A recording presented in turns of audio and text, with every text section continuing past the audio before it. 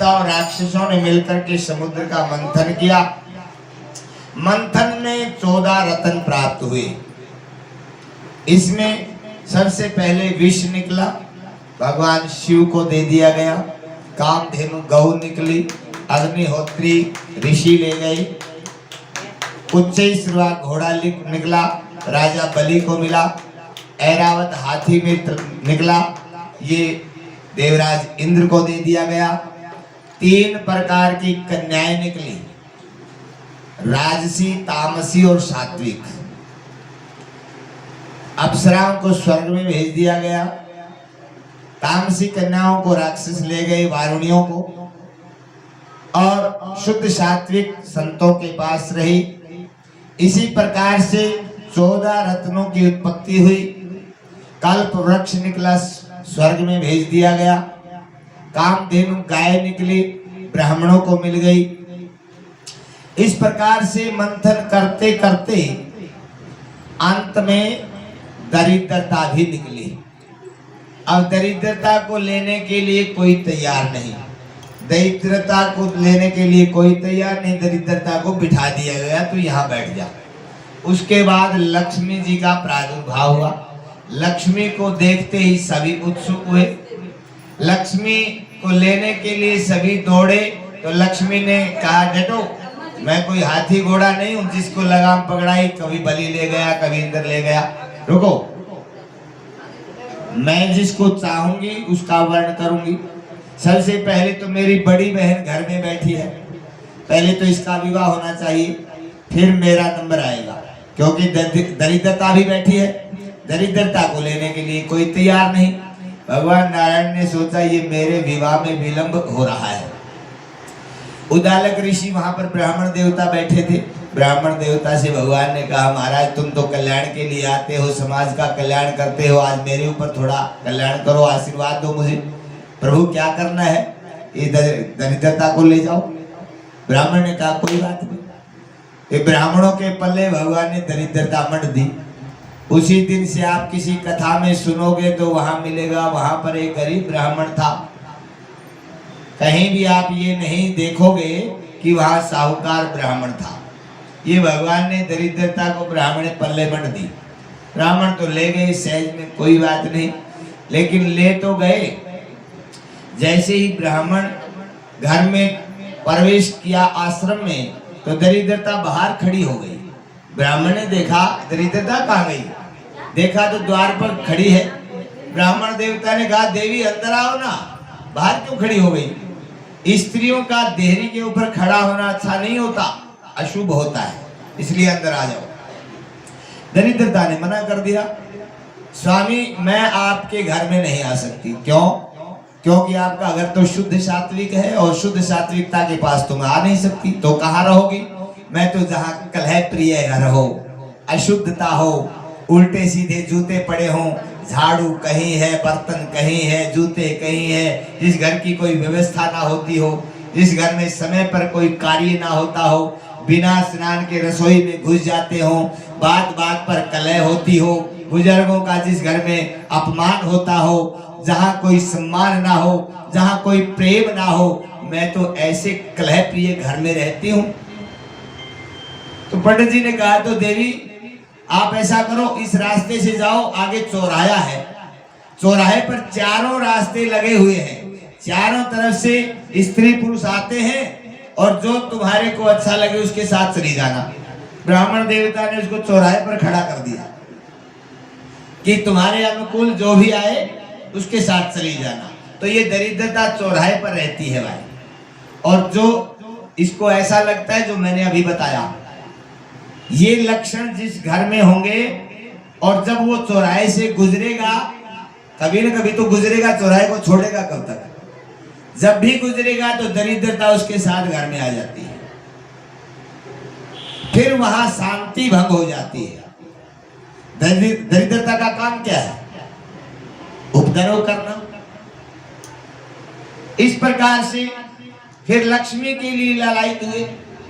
लक्ष्मी ने अपने आप भगवान का वर्ण कर लिया, कौस्तुभ मणि को भी भगवान ने ग्रहण किया। बोलिए लक्ष्मी नारायण भगवान की। इस प्रकार से आइए इसी क्रम में जैसे ही समुद्र मंथन हुआ, बाद में धन्वंतरी महाराज अमृत लेकर के आए। आजकल तो धनतेरस के दिन धन्वंतरी की पूजा करनी चाहिए। लोगों ने पता नहीं कहां से परिपाटी है, बर्तन खरीदने में लगे रहते हैं कि आज धनतेरस है बर्तन लाओ। अरे लोहे के पीछे पड़े हैं लोग, पता नहीं कहां से परिपाटी चली। बर्तनों के पीछे करना चाहिए कुबेर भगवान का पूजन, धन्वंतरी का पूजन जो अमृत कलश लेकर के आया, लेकिन उसको कोई ध्यान नहीं करता। उन बर्तनों के पीछे पड़े रहते हैं लोग। कहां से परिपाटी चली आज तक हमें तो किसी पुराण में मिला नहीं। किसी को मिला हो तो बता दियो। अब इस प्रकार से अमृत लेकर के आए, अमृत पर झपटा झपटी हुई, राक्षस अमृत कलश लेकर के चले गए। देवताओं ने फिर भगवान के सामने जो करके रोए। रुदन सुना, भगवान ने कहा कोई बात नहीं, मैं कोई न कोई नई लीला करता हूँ। मोहिनी स्वरूप धारण करके आए। मोहिनी का इतना सुंदर स्वरूप था कि देवता, जैसे ही देवताओं ने देखा, देवता प्रसन्न हुए, राक्षसों की तरफ आए। भगवान नाचते कूदते इखलाते हुए, पतली बारीक झीनी साड़ी पहने हुए, कोमल अपने अंग प्रत्यंग को हिलाते हुए डुलाते हुए राक्षस टकटकी लगा करके देखने लगे और मोहिनी भगवान के सौंदर्य का पान करने लगे। अमृत पीना भूल गए। ऐसा सुंदर स्वरूप देखा कि टकटकी लगाकर देखते देखते सौंदर्य का पान करने लगे। अमृत जो है पीना ही भूल गए। और जैसे भगवान ने देखा ये मेरे रूप में मोहित हो गए हैं, इठलाती हुई पास गई। क्या बात है, कौन हो? हम ब्राह्मण पुत्र हैं, समुद्र मंथन किया, अमृत मिला है, देवी आप पिला दो। भगवान तो पिलाने आए थे। अब भगवान ने अमृत कलश लिया, एक लाइन में राक्षसों को बिठाया, एक लाइन में देवताओं को। राक्षसों से कहा देखो मेरे ऊपर विश्वास करते हो तो मैं जिसको जितना पिलाऊं उतना मानना पड़े। कोई बात नहीं देवी, किसी को पिलाओ, कैसे पिलाओ, कोई बात नहीं। अब सोचा कि ये तो तुम्हारे से ही बात कर रही है, देवताओं की तरफ तो देख भी नहीं रही। आसक्ति हो गई। और उसी समय मोहिनी भगवान ने कहा तो ठीक है, आराम से बैठो, मैं ऊपर का पतला पतला देवताओं को पिला देती हूँ, नीचे का गाढ़ा गाढ़ा तुम्हें पिलाऊंगा। हाँ ठीक है देवी, कोई बात नहीं। अब देवताओं को भगवान लगे अमृत पिलाने। अब देवताओं को अमृत पिलाया और राक्षसों में एक स्वर भानु नाम का राक्षस ने देखा ये तो मोहिनी नहीं भगवान है। अमृत तो सारा ही बांट दिया और जल्दी से देव रूप बना करके उस स्वर भानु नाम के राक्षस ने सूर्य और चंद्रमा के बीच में जाकर के बैठ गया। अरे बैठा भी तो मरकरी लाइट के बीच में, कहीं और बैठ जाता तो पहचाना भी नहीं जाता। बैठा सूर्य चंद्रमा ने कहा प्रभु ये तो राक्षस है। भगवान भी समझ गए, देख लिया था, भगवान तो जानते थे, लेकिन भगवान पंक्ति भेद नहीं करना चाहते थे। अगर देवों की पंक्ति में बैठ गया है तो पिलाना पड़ेगा। और दूसरी बात, चाहे राक्षस भी क्यों ना हो, जिस दुष्ट ने भगवान को पहचान लिया हो तो वो अमृत का अधिकारी तो बन ही जाता है।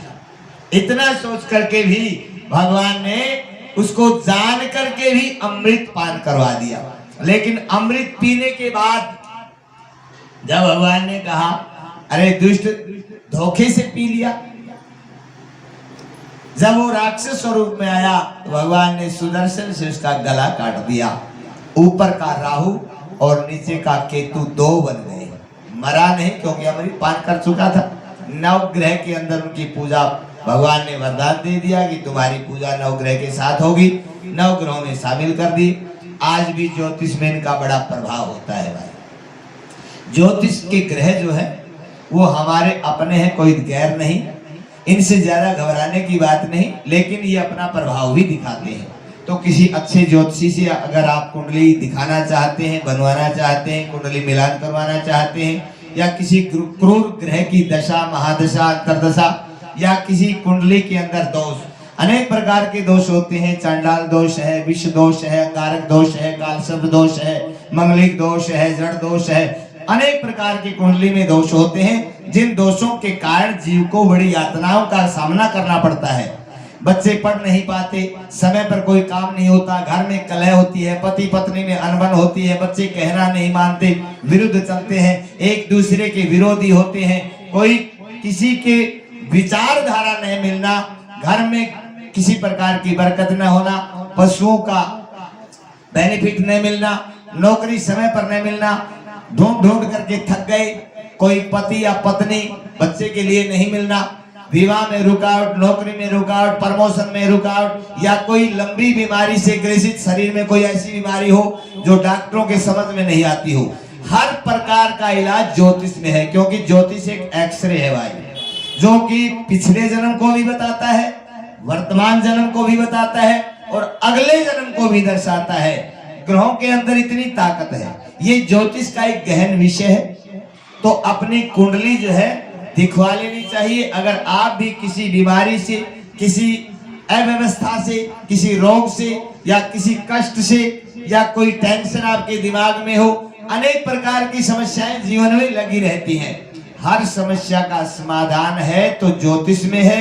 जो डॉक्टर लाखों रुपए लेकर के भी बीमारी को ठीक नहीं कर सकते, ज्योतिष में 2 रुपए का उपाय उस बीमारी को ठीक कर सकता है भाई। मरे हुए को भी ज्योतिष का उपाय जीवित कर सकता है, आज भी उदाहरण है। और इस भिवानी शहर के मैं 50 उदाहरण गिना सकता हूं। ऐसे ऐसे जो डॉक्टरों ने जवाब दे दिया, छोटा सा उपाय बता दिया, वो कर दिया और आज भी बाजार में काम कर रहे, जीवित हैं। अफसर है 2 दिन तो उनकी कोई हयात नहीं थी, उसके बाद वो जीवित हुए, पढ़ाई पूर्ण हुई और हमने कहा ये पद प्रतिष्ठा को प्राप्त करेंगे और आज लगे हुए हैं। क्या नहीं है, लेकिन उसको जानने वाला और समझने वाला हो भाई। आजकल लोग बहकाते ज्यादा हैं, किसी को किसी का भय दिखा करके, किसी को किसी का भय दिखा करके, लेकिन नहीं, जहां से बीमारी पैदा होती है बीमारी का इलाज भी वहीं से होता है भाई। इसलिए इसका ध्यान भी रखें। अगर किसी को जरूरत हो तो संपर्क कर लेना, कोई बात नहीं। आइए इसी प्रसंग में तो कथा कहाँ चल रही थी? बोलिए वृंदावन बिहारी लाल की। तो वैसे पूछ भी लेते हैं कि आपका ध्यान कथा में है या नहीं है।